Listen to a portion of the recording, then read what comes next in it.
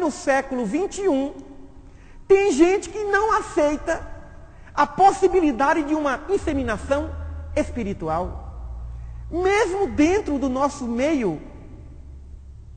Quanto mais José, há 2000 anos, numa cultura judaica tradicionalíssima, não poderia entender que não existia célula espermática capaz de organizar um corpo para aquele ser tão superior. Teve que se materializar. Isso perturba a nossa lógica científica. Então, já não basta vir de Nazaré, ainda nasceu de uma virgem. Isso é muito para a minha cabeça.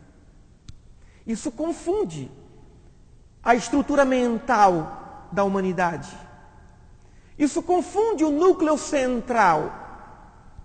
E Jesus veio para romper o núcleo central da incredulidade humana. E surgiu. Ele que foi o arquiteto da terra, não teve um lugar para poder nascer. Saíram de Nazaré e foram até Belém. Belém é uma cidade onde dali nasceu o rei Davi. E José e Maria eram também descendentes do rei Davi. Mas teriam que participar de um recenseamento. E saíram, naquele tempo só se contavam os homens, mulheres e crianças, não se contava. E os judeus eram contrários ao recenseamento. Era uma atividade romana. E saíram de Nazaré e foram a Belém. A palavra Belém significa casa do pão. E lá se encontrava o pão divino.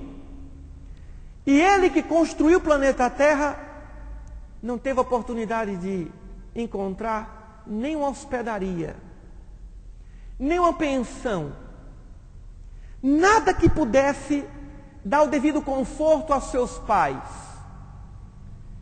E por misericórdia de alguém, aquela família encontrou uma gruta que servia de abrigo aos animais. E a criança surge e é colocada num lugar onde os animais comiam, como se nós fôssemos animais racionais, dos instintos mal cuidados. Ali se encontrava o cordeiro, o alimento que nos alimentamos até hoje. Numa manjedoura ele foi depositado para servir de alimento espiritual para todos nós, as bactérias pensantes de Deus. Mas que coisa irônica! Como pode o Messias nascer e ser colocado num coxo? E os primeiros que o visitaram foram os animais, e depois os condutores de animais. Gente simples. Que vínculo, que lógica é essa? Ele deveria ter nascido num lar, pelo menos com uma capacidade que pudesse atender suas primeiras necessidades, dando o mínimo do conforto que um recém-nascido precisa. E ele encontraria isso na casa dos seus pais, lá em Nazaré. Mas teria que sair de lá para nascer na Judéia. Embora fosse concebido na Galileia, teve que nascer na Judéia, na casa de Davi, para que se cumprissem as profecias. E agora outras coisas sem lógica acontecem. Magos, estudiosos da alquimia, eles não eram reis. Eles eram mais do que reis. Os magos eram os conselheiros dos reis. os mentores dos reis. E confunde a cabeça, o pensamento lógico de Herodes.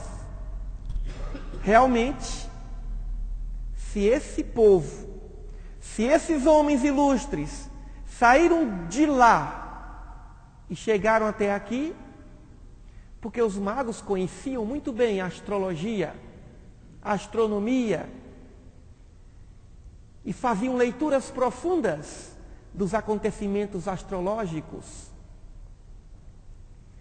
E queriam saber de Herodes, se ele não sabia da vinda do grande Messias, do rei dos judeus. Ora, Herodes o Grande era o rei dos judeus. Agora nasce um rei para tomar o meu trono dos meus descendentes. E ofereceram-lhe ouro, incenso e mirra. E não foram 3, Gaspar, Melquior e Baltazar. Foram mais de 20. É porque um escritor da antiguidade, o inglês Beda, deu-lhes esses nomes. Talvez pelo fato de se entregar ao menino Jesus, ouro, incenso e mirra. Eles aí colocaram como se fossem 3, mas foram mais de 20. 3 não viajariam sozinhos, não atravessariam tantos desertos, mas as oferendas, as ofertas, os presentes foram 3. Ouro para o rei, incenso para o Deus e mirra para o Filho do Homem. Mirra simboliza a humanidade. Incenso simboliza a divindade de Jesus. E o ouro, a realeza de Jesus. Essa é a lógica. Mas eles fugiram praticamente 1 ano depois do nascimento. E assim, depois voltaram. E José, conhecendo, por revelação espiritual, dos interesses do rei Herodes em assassinar aquele rei, fugiu para o Egito, para que se cumprissem as Escrituras. O que tem o Egito? Por que ele precisou do Egito? Porque o Egito foi um lugar de segurança para esse menino, para aquela família? Ninguém sabe. Ninguém sabe.